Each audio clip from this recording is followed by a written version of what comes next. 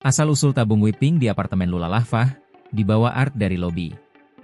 Berdasarkan rekaman kamera pengawas, CCTV, apartemen, polisi menemukan asisten rumah tangga, Art, Lula Lahfah, Asia, membawa tabung whipping ke unit apartemen. Kasat Reskrim Polres Jakarta Selatan, AKBP Muhammad Iskandar Syah mengatakan, tabung itu adalah barang titipan Lula yang ia ambil dari lobi apartemen. Saat itu, Lula sedang berada di rumah sakit untuk melakukan pengobatan. Berdasarkan keterangan saudari A, dia terlihat mengambil suatu titipan yang berada di lobi.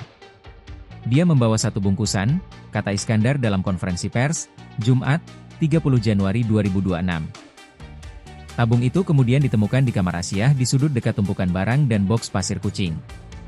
Menurut pengakuan Asia, ia baru pertama kali melihat tabung tersebut.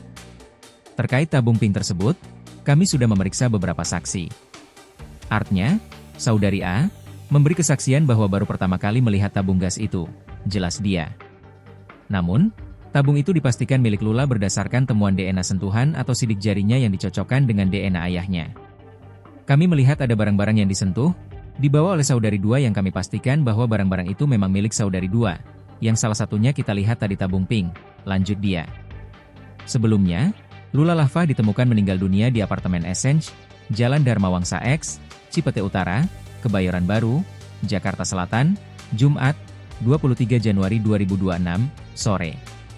Kasih Humas Polres Metro Jakarta Selatan, Kompol Murodi menjelaskan, petugas keamanan apartemen menerima laporan kondisi korban sekitar pukul 18.44 waktu Indonesia Barat.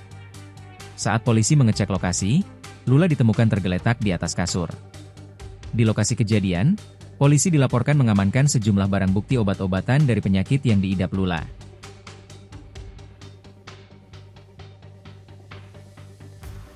Download Tribun X sekarang, menghadirkan lokal menjadi Indonesia.